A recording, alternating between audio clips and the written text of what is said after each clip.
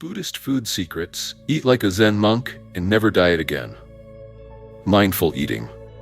Welcome to the Buddhism podcast. Today we're exploring mindful eating, a practice that transforms one of our most fundamental daily activities into an opportunity for deep presence and awareness. For years, I struggled with my relationship with food. I'd mindlessly devour meals while watching television, barely tasting what I ate. I'd work through lunch at my desk, finishing a sandwich without remembering having eaten it. Food was fuel at best, a distraction, or comfort at worst, but rarely an experience I fully inhabited. This experience isn't unique to me. Studies show that the average American spends just 8 minutes on breakfast, 13 minutes on lunch, and less than 20 minutes on dinner. Over 60% of us regularly eat while looking at screens. We consume meals while driving, working, scrolling through social media, everywhere except in the present moment. The consequences of this disconnection extend beyond missing the pleasure of our meals. When we eat without awareness, we often eat more than our bodies need, make less nourishing food choices, and miss the profound connection that sharing food creates between ourselves, others, and the natural world. The Buddha recognized the importance of bringing mindfulness to eating 2,600 years ago. Though he lived in a world without smartphones or television, he understood the human tendency to consume food mindlessly, driven by craving rather than awareness. In the Dhammapada, he taught, mindfulness is the path to the deathless. Thoughtlessness is the path to death. This teaching applies powerfully to how we nourish ourselves. My own relationship with eating began to transform when I applied Buddhist principles to this daily activity. Meals became opportunities for meditation in action rather than mindless consumption. I began to experience food more fully, its flavors, textures, and the way it made my body feel. I developed greater awareness of hunger and fullness cues. Perhaps most profoundly, I began to recognize the intricate web of interconnection present in each meal. Today, I'll share 3 dimensions of mindful eating that can transform your relationship with food. Cultivating presence with the eating process itself, understanding true hunger and fullness, and recognizing the deep interconnection embodied in each meal. These practices draw from Buddhist wisdom but require no special beliefs, only the willingness to bring greater awareness to something you already do every day. Let's explore how these ancient teachings can nourish not just our bodies but our minds and spirits as well. The Buddha often taught that mindfulness should extend to all our daily activities, not just formal meditation. In the Satipatthana Sutta, he instructs, when eating, a monk knows, I am eating. This seemingly simple instruction contains profound depth. How rarely do we truly know that we are eating when we eat? Our bodies consume food while our minds are elsewhere, planning, worrying, entertaining, or simply lost in habit. Eating is perhaps the perfect opportunity for what Zen master Thich Nhat Hanh calls meditation in action. Unlike many activities, eating engages all our senses simultaneously. The sight of food, its aroma, texture, taste, and even the sounds of preparation and consumption. When we bring full awareness to this sensory richness, an ordinary meal becomes extraordinary. In the Zen tradition, practitioners recite 5 contemplations before meals. The first of these is, I contemplate the effort that brought this food to me. This contemplation invites us to pause before eating and recognize the journey of our meal, from seed to harvest, from preparation to plate. This simple pause transforms our relationship with the meal before we've taken a single bite. To practice presence with eating, we can break the process down into distinct stages, bringing mindfulness to each one. First, we look deeply at our food. Before eating, take a moment to truly see what's before you. Notice colors, textures, and arrangement. This visual appreciation activates the first stage of digestion, as the body begins to prepare enzymes appropriate for the coming nourishment. Next, acknowledge the food's origins and journey. Consider briefly all that brought this meal to you. The natural elements, human labor, and transformation processes. This doesn't require elaborate analysis, just a moment of recognition. Then, experience the first bite with complete awareness. Place the food in your mouth and pause before chewing. Notice the immediate sensations, the initial flavors, the texture against your tongue. When you begin to chew, Do so consciously, observing how the flavors evolve and intensify. As you continue eating, maintain awareness of flavors, textures, and sensations.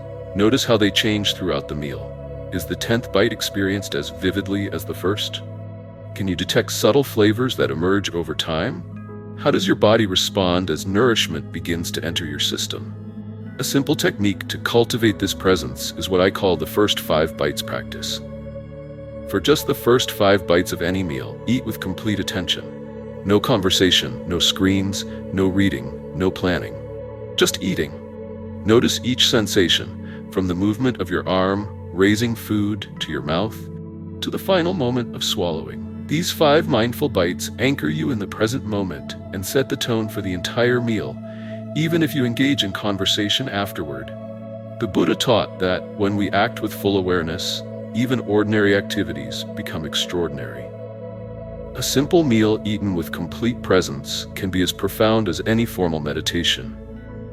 As Zen teacher Dogen wrote in his instructions for the cook, when you prepare food, do not see with ordinary eyes and do not think with ordinary mind. Every meal is an opportunity to transcend the ordinary and touch the sacred through the simple act of paying attention.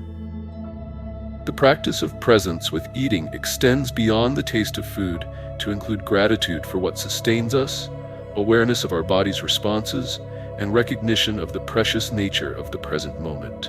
As you develop this quality of presence, you may find that you naturally make different food choices, eat appropriate amounts, and experience greater satisfaction from simpler meals. In Buddhist practice, awareness of the body serves as a foundation for mindfulness. The Buddha taught a systematic practice called kayanupassana, mindfulness of the body, recognizing that our physical experience provides a direct pathway to present moment awareness. Within this framework, understanding our body's signals of hunger and fullness becomes a profound practice of mindfulness. The Buddha's teaching on the middle way has particular relevance to our eating habits.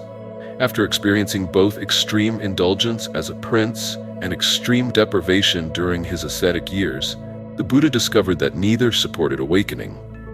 Similarly, with food, neither deprivation nor excess serves our well-being. Mindful eating helps us navigate this middle path, eating when hungry, stopping when satisfied, without the extremes that cause suffering. One of the most revolutionary aspects of mindful eating is learning to distinguish between different types of hunger. Physical hunger emerges gradually with distinctive bodily sensations, perhaps a growling stomach, slight lightheadedness, or a decrease in energy. Emotional hunger, by contrast, comes on suddenly, often triggered by feelings rather than physical need. It frequently manifests as a craving for specific comfort foods and isn't satisfied even after fullness. Then there's habitual hunger, eating because the clock says it's mealtime rather than because our body needs nourishment. And visual hunger, eating because food is present and appealing to the eye. By bringing mindfulness to these different motivations, we develop the wisdom to respond appropriately to each. A powerful practice for developing this discernment is what I call the pause practice. Before eating, pause for just one breath. During this brief moment, check in with your body and ask, am I physically hungry? What sensations indicate hunger? This simple pause creates space for wisdom to emerge between impulse and action. Similarly, during meals we can practice recognizing fullness cues.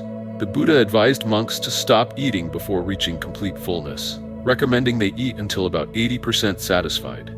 This advice reflects remarkable wisdom. It takes approximately 20 minutes for fullness signals to reach the brain, so stopping slightly before feeling full often leads to appropriate satiation.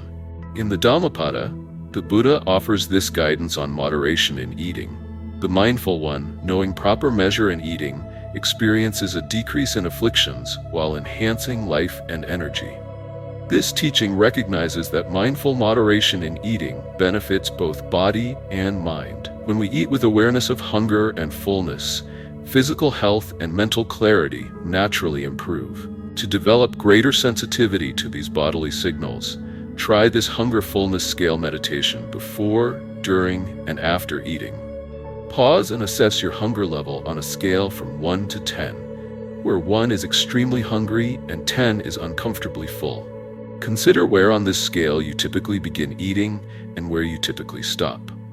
The middle way might mean starting around 3 or 4, definitely hungry but not ravenous, and stopping around 7 or 8, satisfied but not stuffed. During this assessment, bring non-judgmental awareness to your sensations. This isn't about criticizing your eating patterns, but developing clearer understanding of your body's language. Notice the subtle shift that occurs when you move from hunger to satisfaction. Can you detect the gentle signals your body sends before reaching uncomfortable fullness? The Buddha's teaching on clear comprehension, sampajanya, encourages us to understand not just what we're doing, but why we're doing it. Applied to eating, this means recognizing our various motivations: nourishment, pleasure, comfort, distraction, or social connection. None of these motivations is inherently wrong, but bringing them into awareness allows us to make conscious choices rather than being driven by unconscious habits. As we develop this understanding of hunger and fullness through mindful attention, we naturally find ourselves eating in greater alignment with our body's true needs. This alignment leads not to rigid control or restriction, but to a graceful harmony between appetite and nourishment, the middle way in action. At the heart of Buddhist philosophy lies the profound concept of dependent co-arising, or pratityasamutpada. This teaching reveals that nothing exists independently. All phenomena arise in dependence upon multiple causes and conditions. Perhaps nowhere is this interconnection more tangible than in the food on our plates. When we look deeply at a simple meal, we can see the entire universe present. Consider a bowl of rice with vegetables. Within it exists the sunshine that nourished the plants, the rain that watered them, the soil that provided minerals, the farmers who tended the crops, the workers who transported the harvest, and the hands that prepared our meal. As Thich Nhat Hanh beautifully expressed, "In this plate of food, I see the entire cosmos supporting my existence." This recognition naturally evokes gratitude. In many Buddhist traditions, practitioners recite verses of gratitude before meals. In Zen monasteries, before eating, monks and nuns contemplate, 72 labors brought us this food. We should know how it comes to us. This acknowledgement transforms an ordinary meal into a sacred experience of connection and appreciation. The Buddha encouraged his disciples to contemplate the origins of their food as an antidote to taking nourishment for granted. This contemplation wasn't meant to induce guilt, but to awaken wonder at the intricate web of relationships that sustains our lives. When we eat with this awareness, each meal becomes an opportunity to experience our fundamental non-separation from the world. A beautiful practice to cultivate this awareness is the 5 elements contemplation. Before eating, take a moment to recognize the 5 elements present in your food. Earth is represented in the solid aspects of your meal: the vegetables grown in soil, the minerals that nourish them. Water flows through every bite, the water absorbed by plants, the water in which many foods were cooked, the water content of the food itself. Fire appears as the transformative energy, the sunshine that powered photosynthesis, the heat that cooked the meal, the digestive fire that will transform food into nourishment. Air is present in the space between particles of food, in the breath of everyone who handled your food, and in your own breath as you prepare to eat. Space accommodates all these elements, providing the context in which nourishment is possible. By recognizing these elements, we understand that our meal is not separate from the natural world, but a manifestation of it. We are not consuming food. We are participating in a cosmic cycle of nourishment and transformation. This awareness of interconnection naturally leads to more ethical food choices. When we recognize our deep connection to all life, we become more conscious of the impact of our food choices on other beings, communities, and the environment. The Buddha taught that mindfulness inevitably leads to compassion as we recognize our interdependence with all life. Many practitioners find that as their mindful eating practice deepens, their food choices naturally shift toward those that cause less harm and support greater well-being for all. This isn't about imposing rigid rules, but allowing ethical awareness to emerge organically from our deepening understanding of interconnection. Gratitude transforms not just our relationship with food, but with the entire material world. When we recognize that everything we receive comes through an intricate network of relationships, we move from an attitude of entitlement to one of appreciation. The simple act of saying thank you before a meal acknowledges this web of support that makes our life possible. The Thai forest monk Ajahn Chah taught, "Our life is dependent on the generosity of others." Each meal provides an opportunity to experience this truth directly. By contemplating the journey of our food from field to plate, we recognize the countless beings whose efforts make our nourishment possible. This recognition naturally opens our hearts to gratitude and generosity. This dimension of mindful eating, recognizing interconnection and cultivating gratitude, transforms an ordinary meal into an extraordinary opportunity for spiritual nourishment. The food feeds our body, while the awareness feeds our spirit, reminding us that we are not isolated individuals, but integral parts of the living whole. As we conclude our exploration of mindful eating, let's gather the threads of what we've discovered. We've examined three essential dimensions: cultivating presence with the eating process itself, understanding true hunger and fullness, and recognizing the deep interconnection embodied in each meal. Together, these practices offer a pathway to transform not just our relationship with food, but our experience of being alive. The Buddha often said that mindfulness should permeate all aspects of our lives, not just formal meditation. When walking, know that you are walking. When standing, know that you are standing. When sitting, know that you are sitting. And indeed, when eating, know that you are eating. This continuity of awareness is what makes practice come alive in our everyday experience. If these practices seem overwhelming to implement at every meal, I encourage you to start with just one mindful meal or snack per day. Perhaps it's breakfast, eaten in silence before the day's demands begin. Or lunch, providing a midday pause for renewal. Or a simple snack, consumed with full attention, rather than while working or scrolling. Even one daily meal approached with mindfulness can transform your entire relationship with food. The implications of mindful eating extend far beyond the dinner table. As we bring greater awareness to how we nourish ourselves, we often naturally begin to make choices that support our health, the well-being of our communities, and the vitality of our planet. Without forced effort, we may find ourselves drawn toward foods that truly nourish body and spirit, prepared and eaten in ways that honor their origins. There's a story of a student who asked the Zen master Dogen what was the most important aspect of Zen practice. Dogen replied, "When hungry, eat. When tired, sleep." The student was disappointed, expecting something more profound. "Everyone does that," he objected. "No," replied Dogen. "When most people eat, they are thinking of 1,000 other things. When they sleep, they are dreaming 1,000 dreams. That is not the same as eating when hungry and sleeping when tired." This is the invitation of mindful eating, to fully inhabit this most fundamental act of nourishment. To be completely present as we receive the gift of food that sustains our life. To recognize hunger and fullness as teachers of wisdom rather than problems to control. To experience directly our profound interconnection with all of life through the simple act of eating a meal. In our next episode, we'll explore walking meditation for urban life, another practice that brings mindfulness into everyday movement. We'll discover how even busy city streets can become pathways for deepening awareness and presence. As we close today's exploration, I invite you to bring the quality of mindful awareness to your very next meal or snack. Notice the colors, textures, aromas, and flavors. Feel the sensations of hunger and satisfaction. Recognize the countless beings whose efforts brought this nourishment to you. In doing so, you transform an ordinary act of consumption into an extraordinary opportunity for awakening. The 13th century Zen master Dogen wrote in his instructions for the cook, "Handle even a single leaf of a green in such a way that it manifests the body of the Buddha. This in turn allows the Buddha to manifest through the leaf."